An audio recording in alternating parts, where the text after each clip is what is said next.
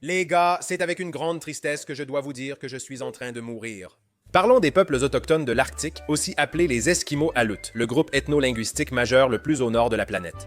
Pendant longtemps, on m'a dit « ne les appelez pas Esquimaux, appelez-les Inuits ». Cependant, le terme n'est pas exact, car les peuples les plus à l'ouest ne se considèrent pas comme des Inuits, bien qu'apparentés. C'est comme comparer les Roumains aux Portugais. Bien qu'ils soient tous deux latins, la distance régionale et le temps les ont rendus différents. Le terme technique est Esqualut ou Inuit, Yupik ou Nongong, mais en pratique, les gens utilisent simplement Inuit ou natif arctique. Débutons par les peuples Yupik et Aleut, à l'ouest et à l'est, car ils traversent la ligne de changement de date internationale. Ils s'étendent jusqu'à l'okrug autonome de Tchoukotka en Russie et occupent les îles aléoutiennes dans la mer de Bering, comme l'île Kodiak où Pitbull est allé dans un Walmart.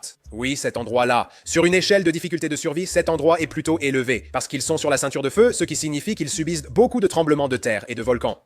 Mais en même temps, ils ont aussi beaucoup de ressources, d'arbres et de routes qui relient les communautés. Anecdote. Les autochtones d'Alaska ont un système unique où les autochtones enregistrés reçoivent des dividendes sur tous les revenus.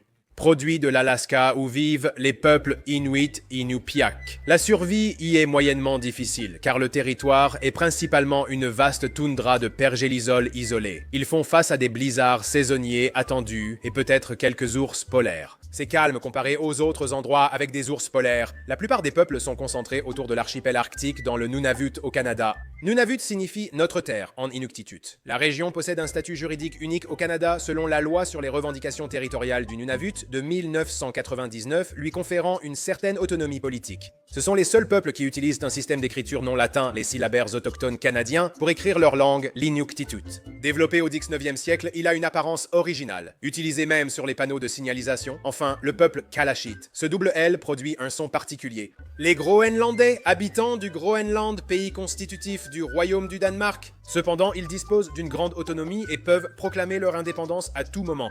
À mon avis, les Groenlandais sont probablement les plus coriaces de tous les peuples autochtones de l'Arctique, car le niveau de survie ici est vraiment intense. Ici, il n'y a que de la roche, de la glace et quelques arbustes. Ils ont la plus grande quantité d'icebergs au monde. Ilulissa, capitale mondiale des icebergs, a été peinte par ma mère, n'est-ce pas maman? Oui, c'est bien toi. Environ 80% du Groenland est recouvert d'une immense calotte glaciaire qui occupe tout l'intérieur de l'île. C'est pourquoi toutes les villes et les villages se trouvent sur la côte du Groenland. Et il n'y a pas de route qui les relie, donc il faut un bateau ou un avion pour aller à la ville suivante. Si vous vous retrouvez coincé sur la calotte glaciaire, il n'y a que de la glace désolée et froide à perte de vue. Rester coincé ici signifie la mort. Le truc, c'est que les Groenlandais savent s'adapter et prospérer malgré ces conditions difficiles. Les Inuits possèdent la société la plus développée parmi les peuples autochtones de l'Arctique, avec des centres commerciaux, hôtels, hôpitaux, cafés et arènes sportives. Les peuples autochtones de l'Arctique s'adaptent parfaitement à leur environnement rocheux et glacé. J'espère que vous avez appris quelque chose à leur sujet.